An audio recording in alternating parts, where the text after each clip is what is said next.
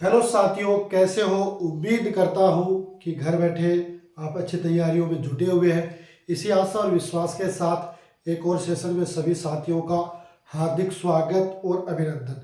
साथियों, बात कर रहे हैं commerce paper second grade first. उसके कुछ अपन ने टॉपिक कर लिए हैं, कुछ पे अपन आज के इस सेशन में चर्चा करेंगे।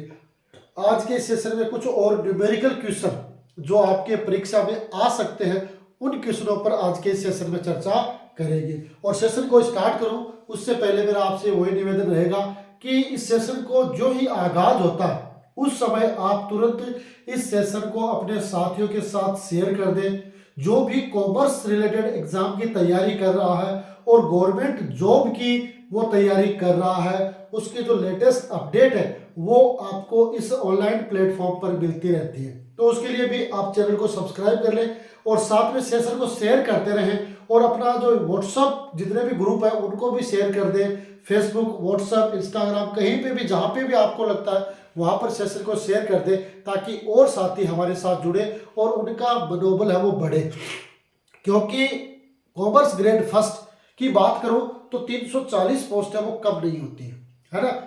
अगर अपन बात करें तो 2013 में ऐसी भर्ती थी जिसमें 621 पोस्ट आई थी। उसके अलावा कॉमर्स में इतनी बड़ी भर्ती कभी नहीं आई है। तो इसलिए अपने पास गोल्डन अपॉर्चुनिटी है। और साथ में ये भी मैं बताऊं कि फॉर्म भी 27,000 ही है। बाकी अदर सब्जेक्ट में क्या पोस्ट भी कम है और फॉर्म भी ज्यादा है ना। तो यहाँ पर आप जो जो चीज हम बताते हैं उनको आप पढ़ते हुए चलोगे तो फिर आपको कहीं कोई दिक्कत नहीं होगी। क्योंकि क्वेश्चन है वो आउट ऑफ सिलेबस नहीं आएगा, जो सिलेबस में दे रखा उन्हीं पे आएगा। और उन्हीं में एक चैप्टर दे रखा, उन्होंने पॉइंट दे रखा कंपनी लेखे, है ना। तो कंपनी लेखे के संबंध में अपन बातें कर रहे हैं। तो आज के इस सेशन को मैं स्टार्ट करूंगा कंपनी लेखों के साथ। और कुछ और महत्वपूर्ण पॉइंट है वो आज के इस सेशन में अपन क्लियर करेंगे। ठीक है साथियों, तो आज के इस सेशन को मैं स्टार्ट कर रहा हूं एक महत्वपूर्ण क्वेश्चन के साथ, है ना। एक महत्वपूर्ण क्वेश्चन क्या है। क्वेश्चन कि एक अगर अपन क्या करते हैं कि कई बार क्या होता है, मैंने आपको बताया था कि अंशों का निर्गमन अपन दो तरीके से कर सकते हैं, एक तो रॉकेट के लिए और एक रॉकेट के अलावा अन्य प्रतिफल के लिए। तो वहां पर अगर ऐसी कंडीशन बनती है तो वहां पर अपने को ध्यान में रखना है। देखो, ये रॉकेट के अलावा अन्य प्रतिफल के लिए अंशों का निर्गमन किया गया। उसमें उन्होंने क्या किया, किसी संपत्ति को खरीदा है और खरीदने के बाद उससे क्या किया गया है, वो अंशों का निर्गमन है वो किया गया है। देखो अब इसमें क्या है कि जिंदल एंड कंपनी ने हाई लाइफ मशीन लिमिटेड से 3,80,000 रुपए, क्या है, 3,80,000 रुपए में एक मशीन खरीदी है, क्रय की है। क्या किया है, जिंदल एंड कंपनी ने हाई लाइफ मशीन लिमिटेड से 3,80,000 रुपए में एक मशीन क्रय की। समझौते के अनुसार उन्हें 20,000 रुपए का तो नगद भुगतान कर दिया गया है और शेष राशि है वो 100 रुपए वाले प्रत्येक अंशों का निर्गमन है वो किया जाएगा। इसकी क्या प्रविष्टि होगी, अगर अंशों का निर्गमन सममूल्य पे किया जाता है और प्रीमियम पर किया जाता है। ठीक है साथियों, तो देखो अपन बात करेंगे। सबसे पहले देखो ये आपका फॉर्मेट बन जाएगा, जर्नल एंट्री। ठीक है, ये इसका फॉर्मेट हो जाएगा।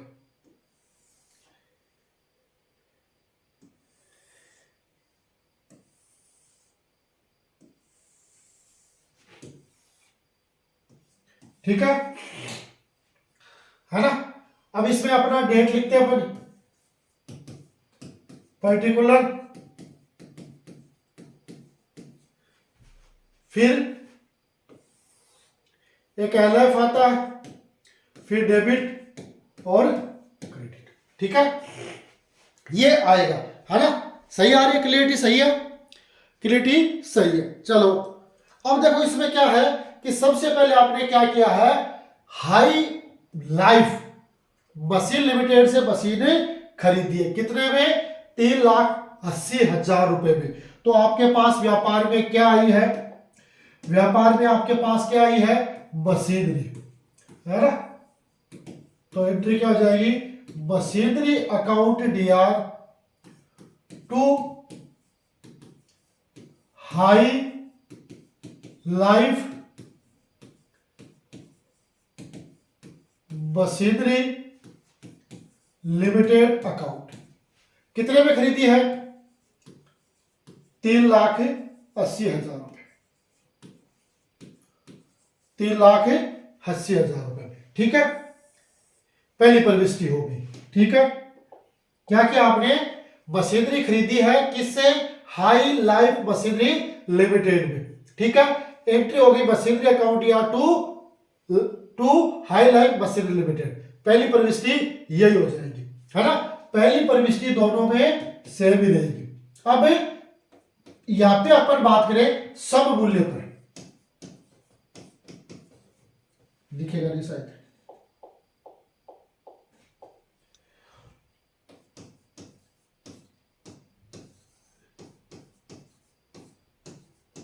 सब मूल्य पर, है ना। सब मूल्य पर अगर अब इसको अपन भुगतान कर रहे हैं तो देखो अपने पास कितने हैं? 3,80,000 चुकाने, उसमें 20,000 अपन ने नगद चुका दिए, तो बचे कितने? 3,60,000, है ना। अब 3,60,000 के लिए अपने को क्या करना पड़ेगा? एंट्री करनी पड़ेगी। क्या? High life machinery limited account DR to cash या बैंक अकाउंट, है ना। अब कैश या बैंक तो अपने पास कितने हो जाएंगे? 20,000 हो जाएंगे। अब अपने को देना कितना है? 3,80,000। अब वैसे तो अपने को पता चल गया कि भाई 3,60,000 बचेंगे, पर अपने को थोड़ा सा ध्यान में रखना है। यहां पर आपको पूछ सकता है, पहली कंडीशन, सब मूल्य पर निर्गमित अंशों की संख्या,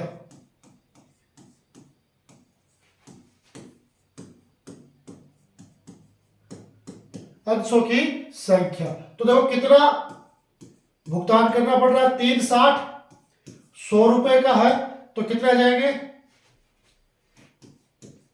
नंबर ऑफ इक्विटी शेयर कितने हो गए? 3,600, है ना। तो 3,600 ये कब हो गए? जब अपने क्या कर रहे हैं? सब मूल्य पर निर्गमन कर रहे हैं। ठीक है, तो यहां पर आपका आ जाएगा टू, यहां पे क्या आ जाएगा? टू कौन से शेयर है? किसी शेयर का नाम है क्या? अंशों का निर्गमन किया गया है, तो टू इक्विटी शेयर कैपिटल कितने की?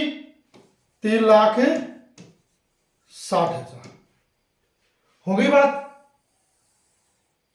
है ना। अब ये होगी कब? सब मूल्य पे। अब देखो इसमें दो कंडीशन है। पहली है सब मूल्य पे, तो सब मूल्य पे आपके ऋण पत्रों की संख्या कितनी आई? 3,600, है ना। अब अगर अपन क्या करते हैं? दूसरी कंडीशन अपने पास ये बनती है कि अगर अपन क्या करते हैं? 20,000 नगद भुगतान करने के बाद शेष का अधिमूल्यन पर यानी प्रीमियम पर निर्गमन करते हैं, तो दूसरी प्रविष्टि क्या बनती है? अब देखो पहली प्रविष्टि तो यही रहेगी दोनों कंडीशन में। दूसरी कंडीशन है वो यहां पे अपन अप्लाई करते हैं, सेकंड प्रीमियम पर। प्रीमियम पे पहली एंट्री यही होगी आपकी मशीनरी अकाउंट या to high life machinery limited 3,80 से। अब इसको भुगतान करेंगे तो देखो एंट्री क्या होगी? High life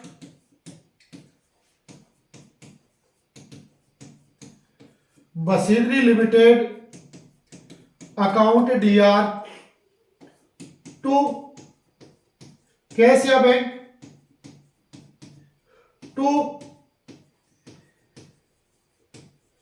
equity share capital और टू सिक्योरिटी प्रीमियम। अब देखो अपने को 3,80 चुकाने हैं, तो ये तो 3,80 हो गए, ठीक है। अब 20,000 नगद हो गए। अब बचे 360। अब 360 में अपने को ये तो पता चल गया कि भाई 360 अपने को चुकाने, लेकिन ये पता नहीं है कि भाई इक्विटी शेयर कैपिटल की अमाउंट कितनी है और सिक्योरिटी प्रीमियम की अमाउंट है वो कितनी है। यहाँ पे ये अपने पास समस्या आएगी। तो अपन क्या करेंगे, सबसे पहले यहां अपने को निकालना पड़ेगा नंबर 2, प्रीमियम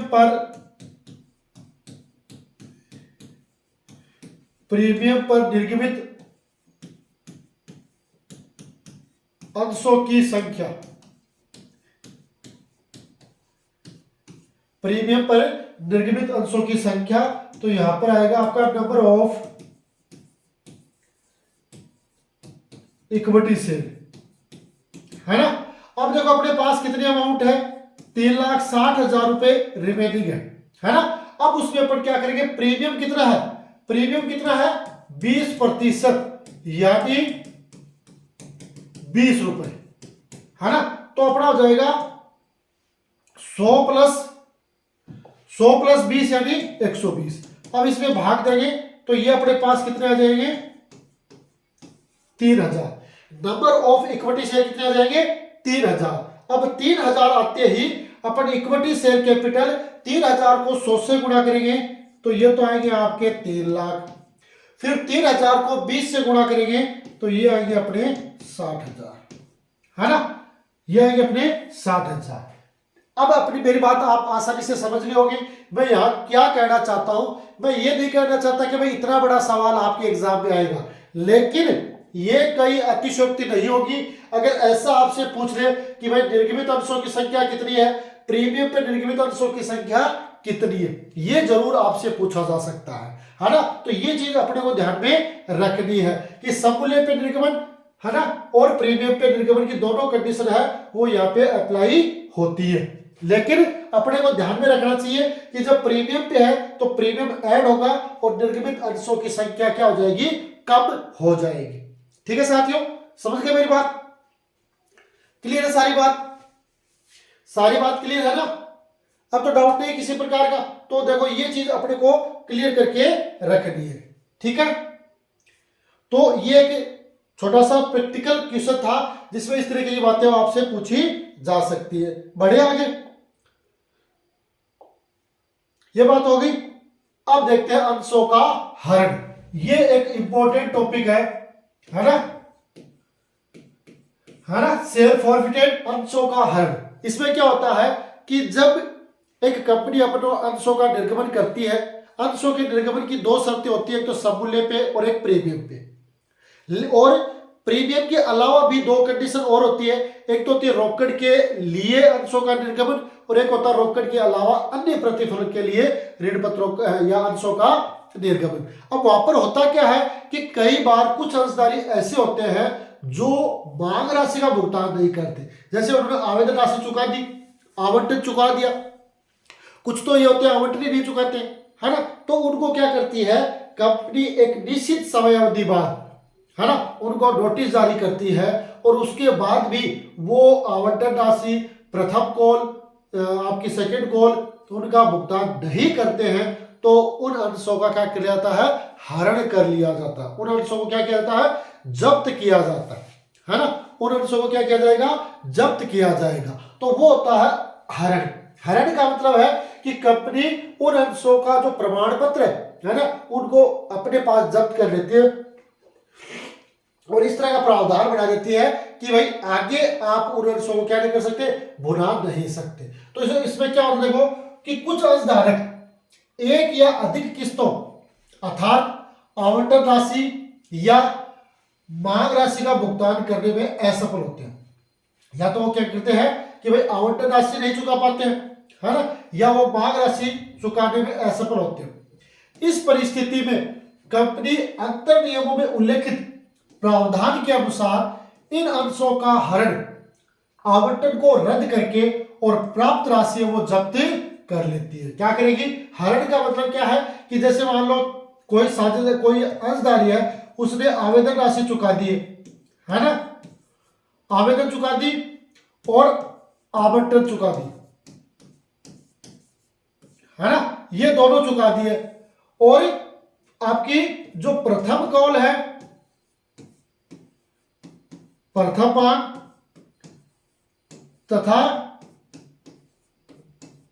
द्वितीय मांग, इसका भुगतान नहीं करते तो इनको वो जब्त करेंगे, है ना। इनको जब्त करेंगे तो इनकी राशि जब्त हो जाएगी। यानी उन्होंने आवेदन पे 2 रुपए, 4 रुपए, 5 रुपए आवंटन की राशि चुका दी है, उसको कंपनी जब्त कर लेती है ना। तो ये जब्त कर लेती है और ये सारे प्रावधान है वो सारणी ए के अनुसार लागू होते हैं। तो ये अपने को ध्यान में रखना है। कौन सी सारणी होगी आपकी? सारणी ए कहो या ए कहो, सारणी ए कहो या ए कहो के प्रावधान है वो यहां पर लागू होगी। ठीक है, क्योंकि मैंने ये चीजें तो आपको पहले ही बता दी थी कि भाई अंशों का निर्गमन अगर अपन रोकड़ के लिए करते हैं तो सबसे पहले आवेदन होता है, फिर आवंटन होता है, फिर फर्स्ट कॉल और सेकंड कॉल होती है, यहां तक अपन चलते हैं। लेकिन फर्स्ट कॉल के बाद, सेकंड कॉल के बाद कोई अंशधारी वो राशि नहीं चुकाता है तो ये आगे की स्टेप आती है, उन अंशों का हरण कर लिया जाता है, वो भी सारणी ए के अनुसार। ठीक है, बढ़िया। आगे देखते हैं। आगे देखो क्या है कि सम मूल्य पे निर्गमित किए गए अंशों का हरण, ये पहली कंडीशन है। क्योंकि अंशों का निर्गमन दो तरीके से होता है, एक सम मूल्य पे, एक प्रीमियम पे। अगर जिन अंशों का, ऐसे अंशों का हरण जिनको सम मूल्य पे निर्गमन किया गया है उसकी एंट्री होगी शेयर कैपिटल अकाउंट या अगर अलॉटमेंट बकाया है तो शेयर अलॉटमेंट अकाउंट या अगर फर्स्ट कॉल भी बकाया है तो शेयर कॉल्स, कॉल्स का मतलब फर्स्ट कॉल और सेकंड कॉल दोनों आ गए, और टू शेयर फॉरफिटेड। तो ये आपकी इंपॉर्टेंट एंट्री है ना। इसमें पूछा जा सकता है कि भाई अंश हरण खाते को क्रेडिट किया जाएगा या डेबिट किया जाएगा, तो ये अपने को ध्यान में रखना। ठीक है, महत्वपूर्ण नोट्स के रूप में आप इसे मान सकते हैं कि अंश हरण खाते का शेष अंशों के पुनर्निर्गमित करने तक तुलन पत्र के शीर्षक, है ना, तुलन पत्र की जो लायबिलिटी साइड है उसमें आपकी इक्विटी और देयता हो गया ना, है ना, उसमें आपके दायित्व शीर्षक में जो आपकी शेयर कैपिटल होगी ना, है ना, के शीर्षक के अंतर्गत जो पेडअप कैपिटल है उसमें जोड़कर दर्शाई जाएगी। ये अपने को ध्यान में रखना। कब? जिन अंशों का अपन ने हरण कर लिया और उनका पुनर्निर्गमन नहीं किया गया है तो ये शेयर फॉरफिटेड की राशि कहां दिखाई जाएगी? ये आपकी बैलेंस शीट के लायबिलिटी साइड में जो आपकी इक्विटी एंड लायबिलिटी शीर्षक का जो उपशीर्षक है शेयर कैपिटल, है ना, शेयर कैपिटल में अगर आपकी पेडअप कैपिटल दे रखी है तो उस पेडअप कैपिटल में इसको ऐड करेंगे। कई बार क्या होता है निर्गमित और पेडअप एक भी हो सकती है, तो वहां पर जो आपकी पेडअप कैपिटल होगी या सब्सक्राइब कैपिटल होगी उसमें इसको अपन जोड़कर दिखाएंगे। तो एक बात यह भी पूछी जा सकती है कि भाई ऋण पत्रों का हरण तो कर लिया, अंशों का हरण तो कर लिया, लेकिन हरण करने के बाद उन अंशों का पुनर्निर्गमन नहीं किया गया है, ऐसी कंडीशन में हरण की राशि कहां दर्शाई जाएगी? तो इक्विटी एंड देयता के जो आपके अंश पूंजी शीर्षक है उसमें पेडअप कैपिटल में जोड़कर ऐड करके आपको दिखानी है। ठीक है, ये होगी बात कौन सी? सम मूल्य पे। जब अपन बात करेंगे सम मूल्य पे निर्गमन करते हैं तो ये कंडीशन आती है। आगे बढ़े। दूसरी, अधिमूल्यन पर, है ना, अधिमूल्य पर निर्गमित अंशों का हरण। अधिमूल्य किसे कहते हैं? Security premium. सिक्योरिटी प्रीमियम पे आपने निर्गमन किया है तो देखो शेयर कैपिटल अकाउंट डीआर, अगर अलॉटमेंट नहीं चुकाया है तो सिक्योरिटी प्रीमियम अकाउंट डीआर, नहीं चुकाया तो share allotment account DR, share calls account DR, share forfeited account DR. अब ये देखो मैं बताता हूं, ये होता है आपका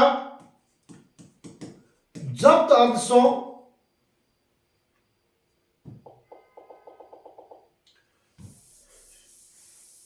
ये क्या होता है अपन थोड़ा सा मैं इसको, ये होता है आपका जब्त अंशों पर मांगी गई राशि। यह क्या होता है? जब्त अंशों पर मांगी गई राशि। ये होता है आपका जब्त अंशों पर बकाया राशि। ठीक है, यह भी यही होता है, जब्त अंशों पर बकाया राशि। और ये होता है आपका जब्त अंशों पर प्राप्त राशि, है ना। और यह भी बकाया ही होता है।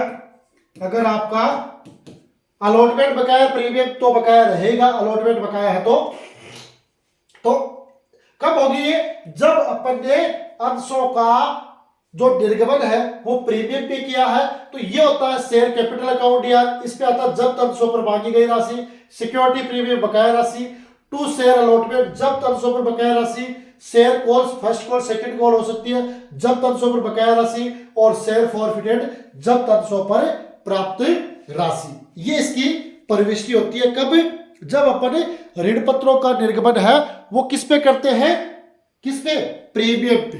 प्रीमियम पे अपन ने निर्गमन किया है तो वहां पर ऐसी कंडीशन है वो आ सकती है। ठीक है, समझ गए मेरी बात। बढ़े आगे देखते हैं।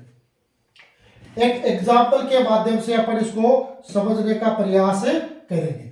देखो, साहिल जिसके पास 1000 अंश है, जिनका निर्गमन 120 रुपए, यानी ये किस पे आ गया आपका, प्रीमियम पे, है ना।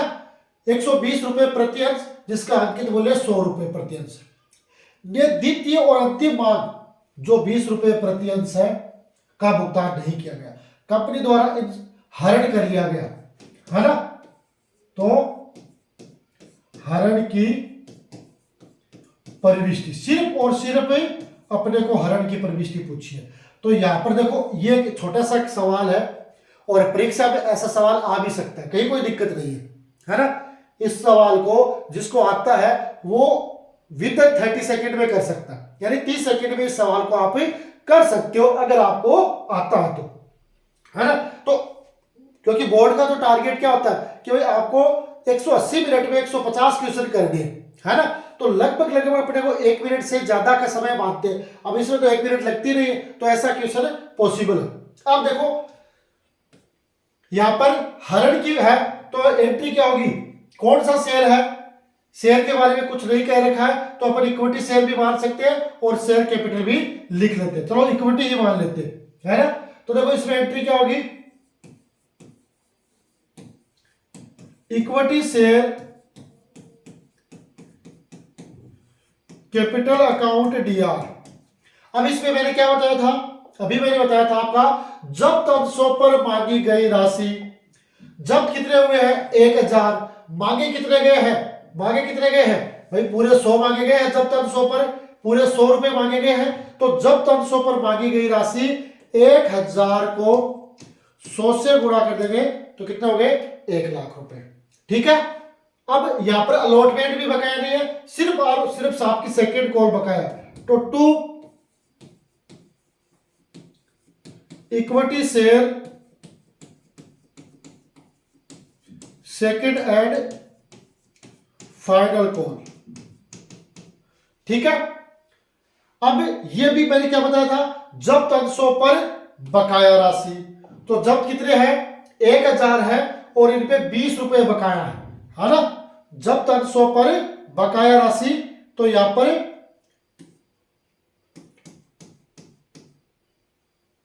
1000 को गुणा कर देंगे 20 से तो कितनी अमाउंट आ गई 20,000। और यह आ जाएगा टू शेयर फॉरफिटेड अकाउंट, है ना। यह मैंने क्या बताया था, जब्त अंशों पर प्राप्त राशि, है ना। तो जब्त कितने हुए हैं 1000 और प्राप्त कितने हो गए 80। टोटल 100 रुपए थे, उसमें 20 ही बकाया है तो 80 प्राप्त हो गए। तो कितने हो गए 1000 को 80 से गुणा करेंगे तो 80,000। ये इसकी प्रविष्टि हो जाएगी। ठीक है, क्लियर दिखाई दे रही है, क्लियर दिखाई दे रही है कि equity share capital account DR 1 lakh, to equity share second and final call 20,000, to share forfeited 80,000। ये हरण की प्रविष्टि हो जाएगी। अब बताओ दे किसी में कोई डाउट हो, बताओ देखिए कोई डाउट है किसी साथी को, कोई ऐसा कि भाई ये चीज आपको समझ में नहीं आई हो, क्योंकि हरण का सवाल है वो 101% आएगा। क्या आएगा? 101% आएगा, कहीं कोई डांटने वाला नहीं है। क्यों आएगा? क्योंकि हरण ही एक महत्वपूर्ण पॉइंट बनता है कंपनी में, तो हरण की पूरी पूरी संभावना है आने की। ठीक है, ये समझ गए? बढ़े आगे।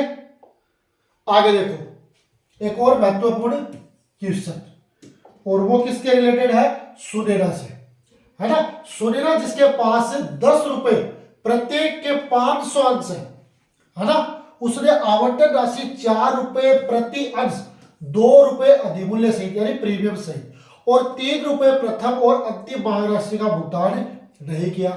यानी सुनैना के पास 10 रुपए वाले 500 अंश थे, है ना, उसने क्या किया? 4 रुपए आवंटन पे और 3 रुपए प्रथम भाग का भुगतान नहीं किया गया है। उसके प्रथम और अंतिम भाग के बाद उसका हरण कर लिया गया है। आपको हरण की प्रविष्टि करनी है ना। तो अपन लिखेंगे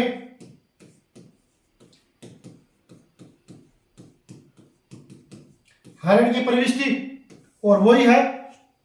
अब इसमें क्या आएगा कि भाई अपन मान लेते हैं इक्विटी शेयर, तो equity share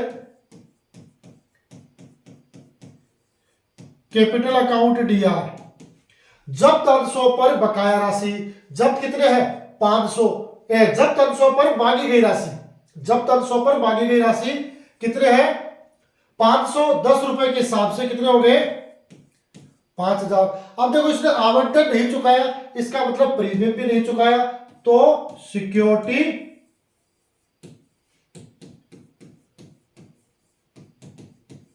premium account DR, है ना। 2 रुपए, तो 500 को 2 से गुणा कर देंगे तो 1,000 रुपए इसने ये नहीं चुकाए। 2, अब इसने अलॉटमेंट भी नहीं चुकाया, तो 2 इक्विटी शेयर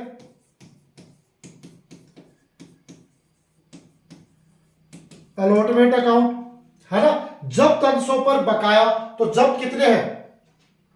जब कितने हैं? 500, 500 भी कितना है? 4 रुपए के हिसाब से बकाया है, तो कितने हो गए? 500 को 4 से गुणा कर देंगे तो 2,000। फिर आपका फर्स्ट कॉल, तो equity share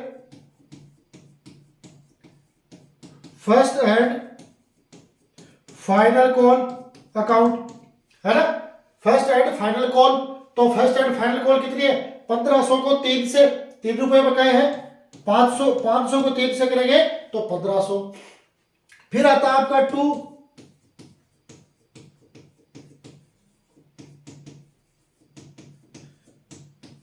share forfeited account, इसके लिए मैंने क्या बताया था? जब्त अंशों पर प्राप्त राशि। अब जब्त अंश कितने हैं? 500, है ना। प्राप्त कितनी होगी? है ना, प्राप्त कितनी हुई अपने को? भाई 2 रुपए आवंटन पे और 3 रुपए इस पे, 2 और 3 5 प्राप्त नहीं हुई, तो कितनी प्राप्त हो गई? 5 प्राप्त हो गई। या अपन ये मान सकते हैं 4 और 3 कितने हो गए? 4 प्लस 3 यानी 7 रुपए प्राप्त नहीं हुए। अंश का मूल्य कितना है? 10 और 2 12, यानी 12 में से 7 घटा दो, 5 रुपए अपने को प्राप्त हो गई, है ना। तो 500 को 5 से गुणा कर देंगे तो 2500। अब देखिए दोनों बराबर है कि, तो देखो 2 3 5 और 6 और ये 6, है ना। तो ये आपके हरण की प्रविष्टि हो जाएगी। अब जो आपने जिन अंशों का हरण कर लिया, जिनका आपने पुनर्निर्गमन नहीं किया है, उनको अपने को क्या करना है? उनको अपने को क्या करना है कि आपकी इक्विटी एंड लायबिलिटीज, है ना, बैलेंस शीट की जो लायबिलिटी साइड है उसमें आपकी जो इक्विटी एंड लायबिलिटी शीर्षक है उसमें आपकी जो शेयर कैपिटल है और जो पेडअप शेयर कैपिटल है उसमें ये 2500 रुपए क्या करेंगे? ऐड करेंगे। ठीक है, समझ गए मेरी बात? तो वहां पर ये 2500 रुपए ऐड हो जाएंगे। तो ये हरण की प्रविष्टि से रिलेटेड कुछ क्वेश्चन है वो अपन ने देखे हैं और इंपॉर्टेंट है एग्जाम की दृष्टि से। इनको बिल्कुल भी आप स्किप नहीं करना। मैं आपसे एक रिक्वेस्ट करता हूं कि पूरी क्लास को आपको स्टार्ट से लेकर एंड तक वॉच करना। बहुत ज्यादा लंबी चौड़ी क्लास नहीं कि भाई 2 घंटे की 3 घंटे की, मात्र और मात्र आधे घंटे की ये क्लास होती है, जिसमें आप फटाफट अगर पढ़ना चाहो तो इनके नोट्स है वो तैयार कर सकते हो। जो भी चीज आपको समझ में आती है उनको आप रिवीजन करते हुए चलो, जो चीज आपको नहीं समझ में आ रही है उनको आप कमेंट के माध्यम से पूछो। हम प्रयास करेंगे कि आपके कोई भी समस्या उनका इस ऑनलाइन प्लेटफॉर्म के माध्यम से अपन समाधान कर सके।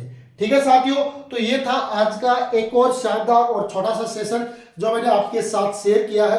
निश्चित रूप से आज का सेशन है वो अंशों के हरण से रिलेटेड था, है ना। तो अंशों के हरण से रिलेटेड एक महत्वपूर्ण टॉपिक है एग्जाम की दृष्टि से, क्योंकि पूरी बात उसमें लिख रखी है कि कंपनी लेखे, तो कंपनी लेखे में वो सारी चीज है वो इंक्लूडेड होती है। ठीक है साथियों, तो ये जरूर आप ध्यान में रखें और उसी के अनुसार तैयारी करें। साथ में फिर मेरा वही निवेदन कि आज का सेशन अगर आपको अच्छा लगा है तो वीडियो को लाइक कर दें, चैनल को सब्सक्राइब कर लें और साथ में वीडियो को अपने साथियों के साथ जरूर शेयर कर दें। साथियों 27,000 लोग तैयारी करें और सबके पास पहुंचा दो ताकि उनको एक शानदार ऑनलाइन प्लेटफॉर्म है वो तैयारी करने के लिए मिल जाए। ठीक है साथियों, तो आज के सेशन में इतना ही, मिलेंगे अगले सेशन में, तब तक के लिए गुड बाय, जय हिंद, जय भारत।